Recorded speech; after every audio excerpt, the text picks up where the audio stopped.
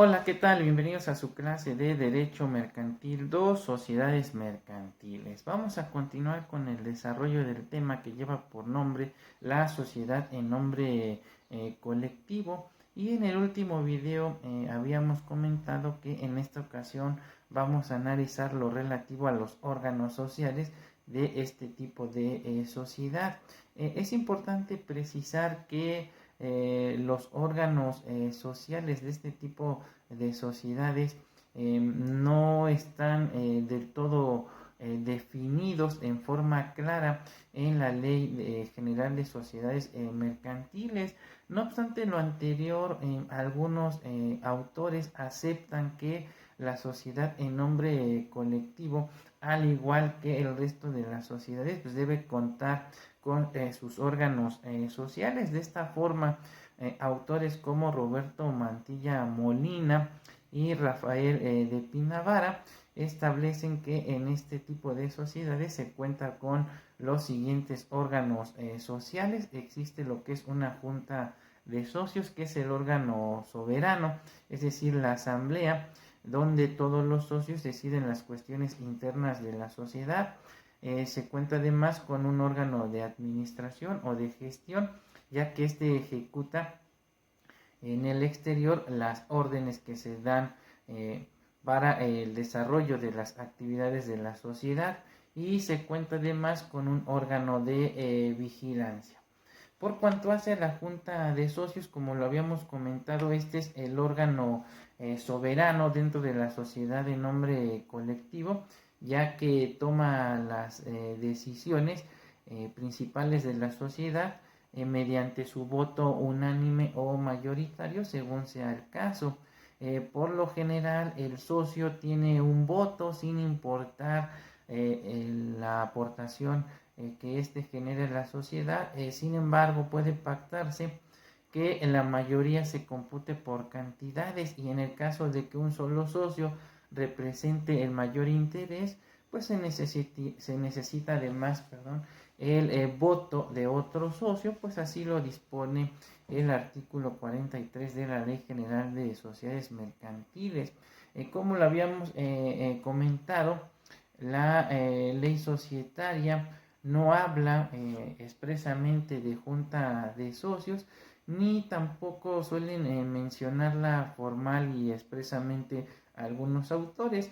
Sin embargo, si un grupo de funciones sociales que corresponden esencial e innegablemente a un conjunto de socios, es normal que se afirme la existencia de un órgano social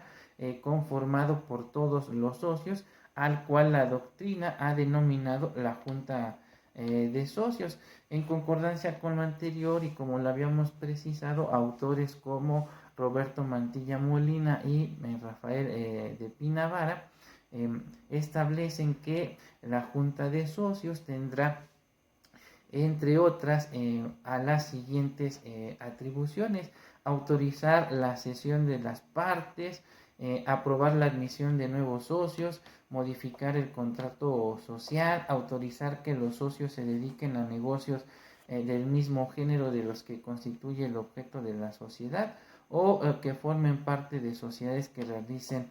actos similares, nombrar y remover a los administradores, autorizar a los administradores a enajenar, gravar los bienes inmuebles de la sociedad, autorizar a los administradores la delegación de su cargo, exigir a los administradores en cualquier tiempo la rendición de cuentas de la administración, decidir en caso de empate de los administradores, acordar y fijar las cantidades que periódicamente han de percibir los socios industriales y los socios capitalistas que administren la sociedad, acordar la disolución anticipada de la sociedad, nombrar a los liquidadores de la sociedad, estableciendo también sus facultades, revocar el nombramiento de los liquidadores,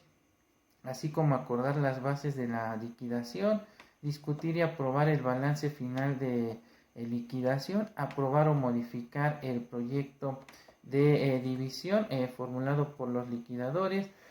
lo relativo a la fusión de la sociedad o su transformación, así como acordar la escisión de la sociedad. La Junta de Socios entonces en principio debe resolver las cuestiones sometidas a su decisión por la mayoría de votos. Sin embargo, en el contrato social puede pactarse que la mayoría se compute por cantidades, pero como lo mencionábamos, en caso de que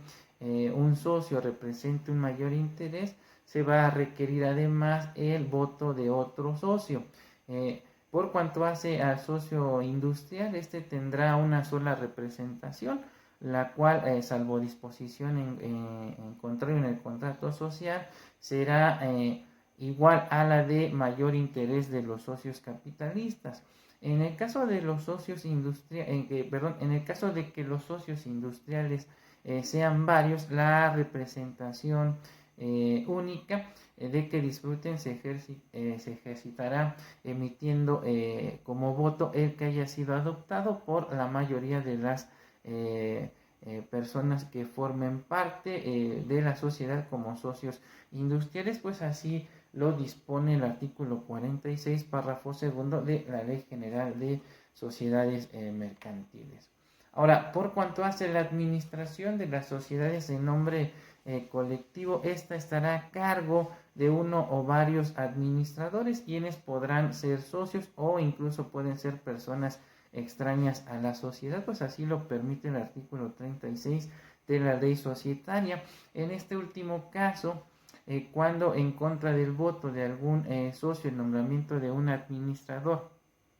recaiga en una persona extraña a la sociedad, la persona que esté disconforme tendrá el derecho de separarse de la sociedad en términos de lo dispuesto por el artículo 38 de la Ley General de Sociedades Mercantiles. Por cuanto hace a los nombramientos de los administradores, salvo pacto en contrario, estos se harán por mayoría de votos, y de igual forma se procederá a su remoción en términos de lo dispuesto por el artículo 37 de la Ley General de Sociedades Mercantiles. Cuando no se haya designado un administrador, todos los socios concurrirán en la administración de la sociedad, pues así lo dispone el artículo 40 de la Ley General de Sociedades Mercantiles. Los socios administradores desde luego podrán percibir periódicamente y por acuerdo de la mayoría de los socios una remuneración con cargos de los gastos generales obviamente a la sociedad, pues así lo establece el artículo 49, párrafo segundo de la Ley General de Sociedades Mercantiles. Los socios pueden pactar la inamovilidad del administrador o administradores, requiriéndole al efecto los siguientes requisitos: que así lo haya convenido el contrato social, que el administrador o administradores sean socios, y en caso de que el administrador o administradores cuya inmovilidad se haya pactado, solamente podrán ser removidos judicialmente por dolo o culpa, y así lo establece el artículo 39 de la Ley General de Sociedades Mercantiles. En cuanto a las facultades de los administradores, cabe precisar que los actos de administración son de dos tipos a saber. Los primeros son los actos de gestión, es decir, los actos materiales necesarios para la realización del objeto o fin de la sociedad, y tenemos a los actos de representación, que consisten en la posibilidad de celebrar negocios jurídicos cuyos efectos son imputables a la sociedad misma. En concordancia con lo anterior, los administradores pueden realizar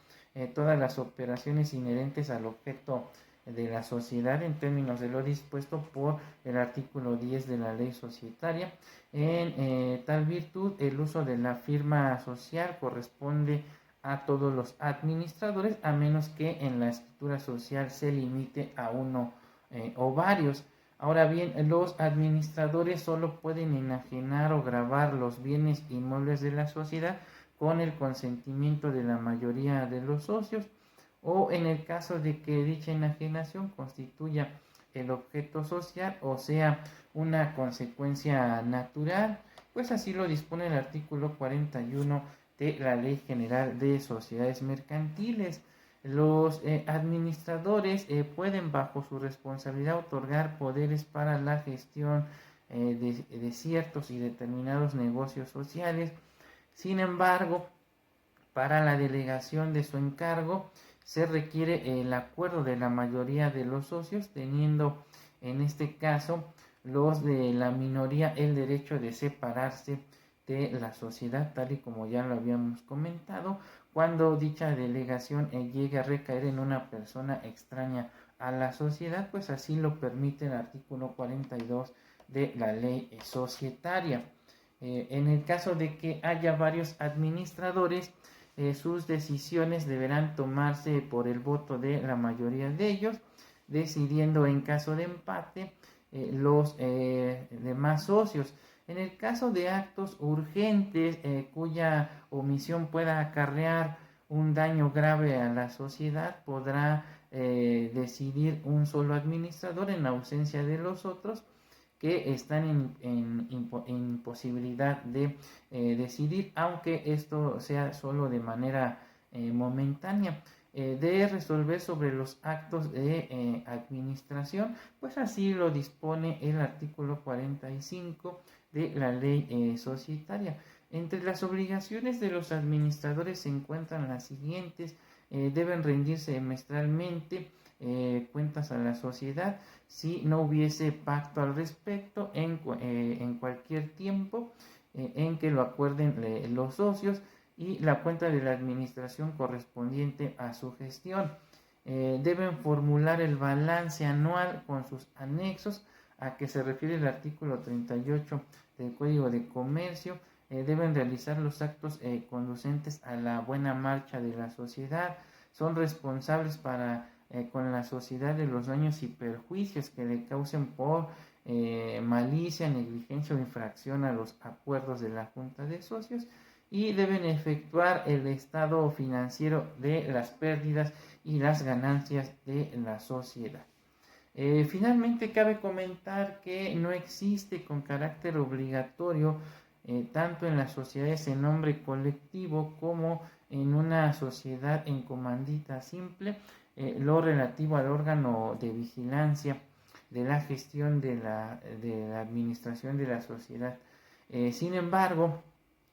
el artículo 47 de la Ley General de Sociedades Mercantiles establece que los socios que no sean administradores podrán nombrar un interventor que se encargue de vigilar los actos de los administradores. En todo caso, los socios no administradores tienen el derecho de examinar el estado de la administración, la contabilidad y los demás documentos de la sociedad, pudiendo hacer las reclamaciones que desde luego estimen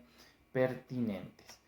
Bien, con esto estaríamos culminando entonces el tema relativo a la sociedad en nombre colectivo, y estaríamos viéndonos en un futuro video donde estaríamos analizando a la sociedad en comandita simple. Por el momento me despido y nos vemos en un siguiente video. Hasta pronto.